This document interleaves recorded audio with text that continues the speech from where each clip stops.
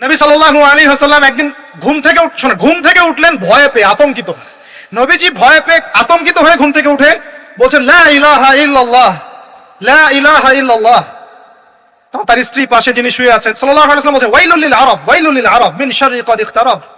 আরব জাতির জন্য ধ্বংস, আরব জাতির জন্য ধ্বংস। কি ভয়ঙ্কর ফিতনা ধেয়ে আসছে ওদের দিকে, কি ভয়ঙ্কর ফিতনা ধেয়ে আসছে।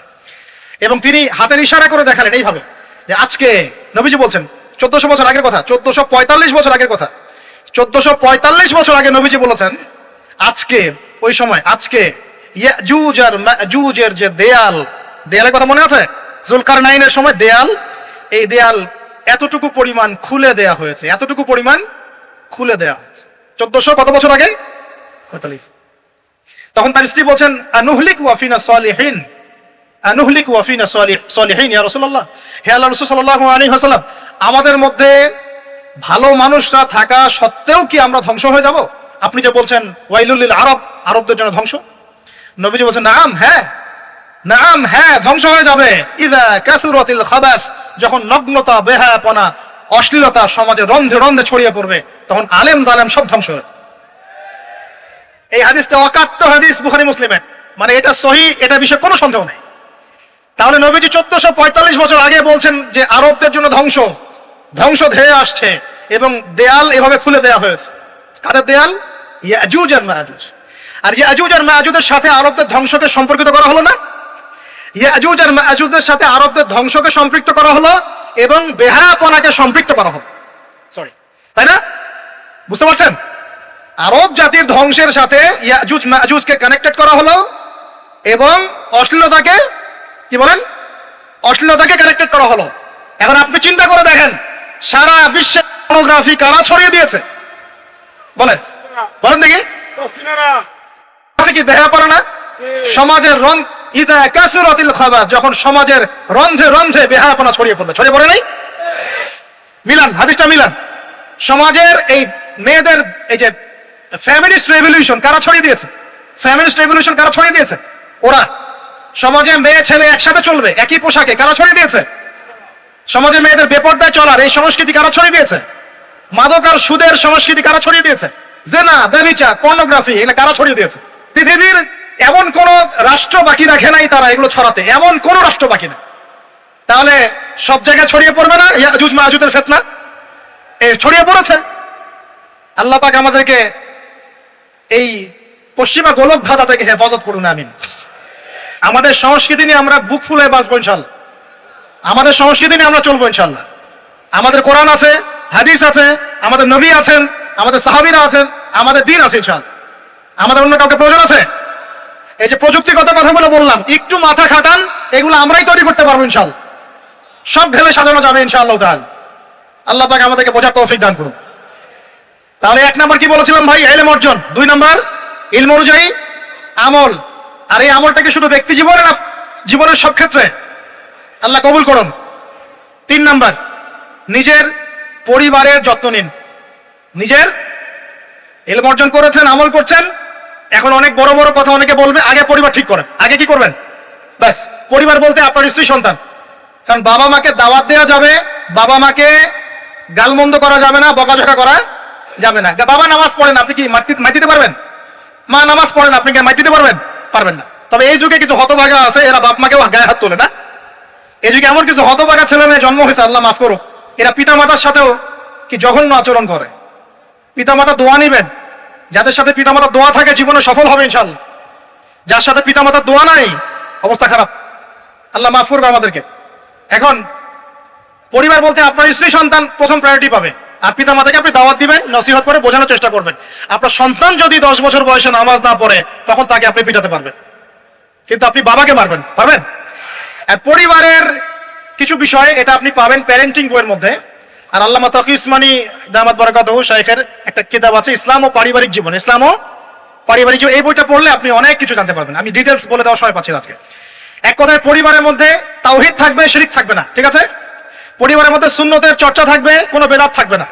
পরিবারে হালাল রিজিক থাকবে, কোনো হারাম ঢুকবে না। পরিবারের বিয়ে করব যখন, দিনদারিতা দেখে মেয়ে চুজ করব, সৌন্দর্য শ্বশুর টাকা পয়সা দেখে নয়। হ্যাঁ, সৌন্দর্য থাকতে পারে, সৌন্দর্য থাকলে নূরুন আলা নূর, আরো ভালো। কিন্তু যদি মেয়েটা এই যে আমাদের এখনকার সুন্দরী বলতে আপনারা যাদেরকে বোঝেন, নাম নিচ্ছি না, তাদের মতো সুন্দরী নাও হয়, মন খারাপ করার কিছু নাই। এগুলো সব আর্টিফিশিয়াল সুন্দর। কি সুন্দর? আসল সৌন্দর্য হচ্ছে কলবে। আসল সৌন্দর্য কোথায়? কলবে। আর তাদের কাছে যা আছে আপনার স্ত্রীর কাছে তাই আছে। এমন এক্সট্রাঅর্ডিনারি কিছু নাই ওদের কাছে। যা আপনার স্ত্রীর কাছে আছে তা তাদের কাছে সেম জিনিস, সেম। এখানে এত বেশি লোভনীয় হওয়ার কিছু নাই। পর্নোগ্রাফি দেখতে দেখতে মানুষের মাথাটা এমন নষ্ট হয়ে গেছে, নিজের স্ত্রীকে এখন আর ভাল লাগে না, মানুষের বউকে ভাল লাগে, তাই না? এটা একমাত্র কারণ পর্নোগ্রাফি দেখা। যারা পর্নোগ্রাফিতে আসক্ত, আল্লাহ পাকের কাছে তওবা করবেন, বের হয়ে আসবেন, না হলে আপনি জীবনে কখনো সুখী হতে পারবেন না। আপনি মন থেকে কখনো কনফিডেন্ট থাকতে পারবেন না, সুখী হতে পারবেন না। আল্লাহর সামনে দাঁড়ায় চোখের পানি ফেলতে পারবেন না, চোখটা নষ্ট হয়ে গেছে। তো আল্লাহ পাক আমাদের যুবক ভাই থেকে পর্ন থেকে হেফাজত করুন। নিজের দৃষ্টি নত রাখবেন, ইনশাআল্লাহ আল্লাহ পাক আপনাকে খাদিজা রাদিয়াল্লাহু আনহার মতো স্ত্রী দিবেন ইনশাআল্লাহ তাআলা। আল্লাহর প্রতি ভরসা রাখেন, আল্লাহ পাকের কাছে যা চাবেন ইনশাআল্লাহ পাবেন। আল্লাহর প্রতি যে ধারণা রাখবেন আল্লাহ তেমনই হবেন ইনশাআল্লাহ। কেউ যদি ধারণা রাখে আল্লাহ আমার সাথে নাই, আল্লাহ আমাকে দিবে না, আল্লাহ তার সাথে থাকবে না। কেউ ধারণা রাখে আল্লাহ আমার সাথে আছে, আল্লাহ আমার সাথে আছে, আল্লাহ আমাকে বুঝেন, আল্লাহ আমাকে দিবেন, আল্লাহ অবশ্যই দিবেন ইনশাআল্লাহ। ওয়ামান ইয়াতাওয়াক্কাল আলাল্লাহি ফাহুয়া হাসবুহ, যে ব্যক্তি আল্লাহর প্রতি তাওয়াক্কুল করে আল্লাহ তার জন্য একদম যথেষ্ট হয়ে যাবে। হাসবুনাল্লাহ ওয়া নি'মাল ওয়াকিল, বলেন হাসবুনাল্লাহ ওয়া নি'মাল ওয়াকিল। স্ত্রী চুজ করবেন কি দেখে? শ্বশুরের টাকা, যৌতুক নেবেন, দিনদারিতা। আর দিনদারিতা কি বাইরের বোরখা দেখেই ফিক্স করা যাবে? বোরখাওয়ালা মেয়েরা তো এখন গ্রামে গঞ্জে, হাট বাজারে, সব জায়গায় কফি শপে বসে বসে ডেটিং করছে। বলেন আদর্শ পরিবার গঠন করা। কোন বইয়ের নাম বললাম? কার বই পড়বেন? আল্লামা তাকি উসমানী দামাত বারাকাতু। বইটার নাম কি? ইসলাম ও পারিবারিক জীবন। ইসলাম ও পারিবারিক জীবন। কিনতে পারবেন তো ইনশাআল্লাহ? বন্ধুদের সাথে চা খেতে বসলে 1000 টাকা বিল হয়, এখন 500 টাকা বিল হয় না? একটা বই কিনতে 200 টাকা লাগে না। কিনতে পারবো কিনা? যারা বই কিনে বইয়ের প্রতি মহব্বত রাখবে আল্লাহ ওদেরকে ইলম দান করবেন ইনশাআল্লাহ। আমি একদিন বলেছি না, বই নিয়ে একটা লেকচার দিয়েছি না, বই কিনতাম টাকা বাঁচিয়ে। বিশ্বাস করেন এখন বই হাদিয়াই পড়ে শেষ করতে পারি না আমরা। হাদিয়ার পর হাদিয়া বই পড়ে আছে বাসা, শেষই করতে পারছি না। বইয়ের প্রতি মহব্বত রাখেন, আল্লাহ পাক আপনাকে অনেক জ্ঞান দিবে ইনশাআল্লাহ। 4 নাম্বার, খুব শর্ট করে শেষ করি। 4 হচ্ছে আমাদের রিজিকটা হালাল করতে হবে। রাজি আছি ইনশাআল্লাহ? রিজিক হালাল মানে কি? রিজিকের মধ্যে কোনো সুদ থাকবে না। রিজিকে কোনো সুদ যে খায় সে মায়ের সাথে জেনা করে, সুদ যে খায় সে আল্লাহ এবং তার রাসূলের সাথে যুদ্ধ করে। আমি এমন একজন ব্যক্তির কথা শুনেছি যে সুদ খেত, আল্লাহ মাফ করুক তাকে, আল্লাহ মাফ করুক। আমাকে বলেছেন একজন, আমি শুনেছি এটা, যে ইন্তেকালের পরে দুনিয়াতেই পেটটা ফুলে গিয়েছিল। নাউজুবিল্লাহ, আল্লাহ হেফাজত করুন। মেরাজের রাতে নবী দেখে এসেছেন সুদখোরের পেটের মধ্যে সাপ কিলবিল করছে, রক্তের নদীতে ফেলে মাথা ফাটিয়ে দেওয়া হচ্ছে। আল্লাহ এবং তার রাসূলের সাথে যুদ্ধ করে কেউ সফল হতে পারবে? আল্লাহর ওয়াস্তে সুদের চাকরিটা ছেড়ে দেই ভাই, আল্লাহর ওয়াস্তে ছেড়ে দেই, সুদের চাকরি ছেড়ে দেই। আল্লাহর হাতে আমার রিজিক, আল্লাহই খাওয়াবেন ইনশাআল্লাহ। সারা দুনিয়ার লক্ষ কোটি মাখলুককে আল্লাহ যদি খাওয়াতে পারেন, আমাকেও সুদ ছাড়া খাওয়াতে পারেন। খালি ধৈর্য ধরেন, রিজিক আসবেই ইনশাআল্লাহ। আর যেখানে ঘুষ সেখানে নাই, যেখানে ঘুষ সেখানে আমি নাই। এখানে ভাই যদি কোনো সরকারি কর্মকর্তা থাকেন বা কেউ যদি ঘুষের সাথে সম্পৃক্ত থাকেন, সরকারি বেসরকারি যেই হন, আজকে রাত্রে বাসায় গিয়ে খাস তওবা করে নেন। আল্লাহ, আমি জীবনে যত অর্থনৈতিক অন্যায় করেছি আমাকে মাফ করুন। আল্লাহ পাক মাফ করে দিবেন ইনশাআল্লাহ। এবং আগামী জীবনে ঘুষমুক্ত জীবন যাপন করার চেষ্টা করি, আল্লাহ তৌফিক দান করুন। অমুসলিমরা এখন এইসব সংস্কৃতি মেনে চলে, মুসলিমরা কেন মানবে না? মানা উচিত কিনা? আল্লাহ তৌফিক দান করুন। আর ব্যবসার মধ্যে কিন্তু অনেক রিজিক আছে। 10 ভাগের 9 ভাগই কোথায়? ব্যবসায়। শুধু চাকরির পিছনেই ছুটবেন না। আর চাকরি যদি করেন অনেস্টির সাথে করবেন, উদ্যোক্তা হন, অর্থনৈতিকভাবে নিজেকে স্বাবলম্বী করার চেষ্টা করেন, তারপরে বিয়ে শাদী করতে যান। আল্লাহ পাক তৌফিক দান করুন। না হলে ছেলে মানুষের সম্মান কমে যায়, ছেলে মানুষকে হাত পাততে হলেই সম্মান কমে যায়।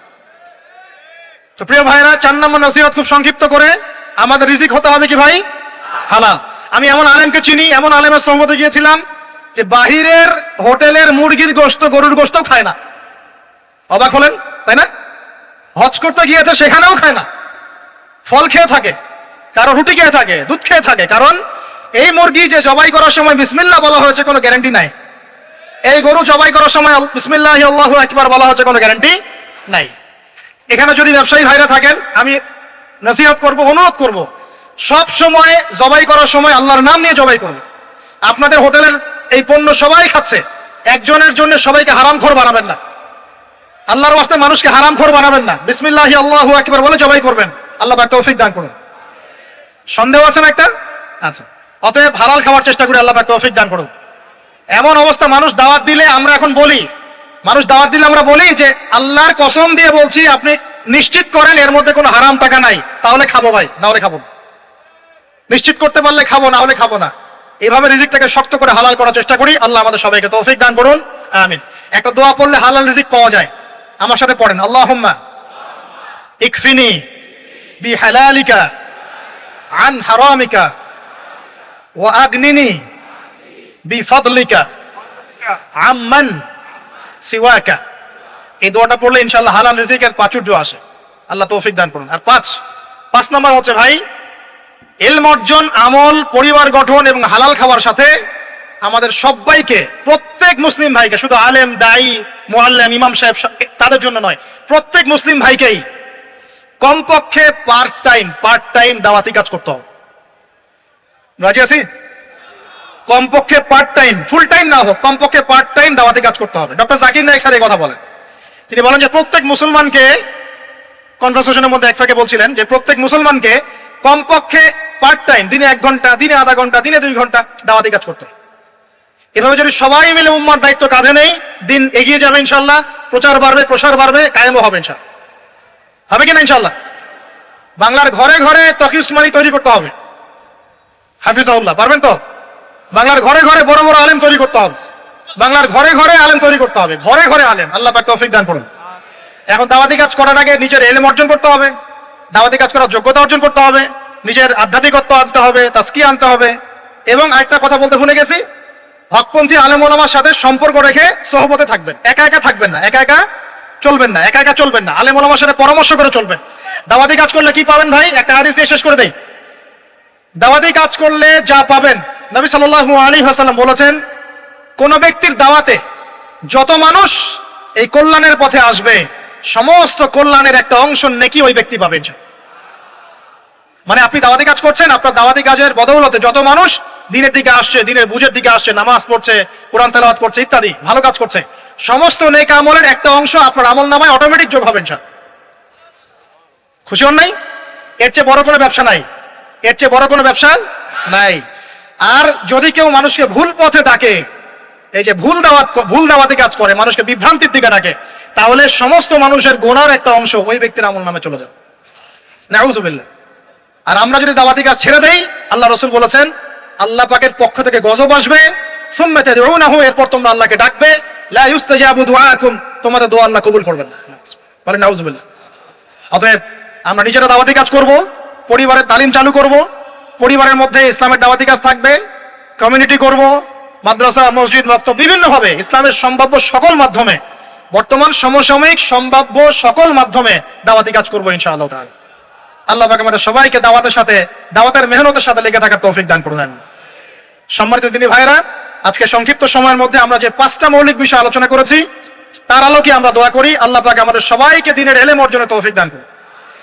আমাদের সবাইকে আল্লাহ পাক নবীর সুন্নাহর পাবন বানিয়ে দেন।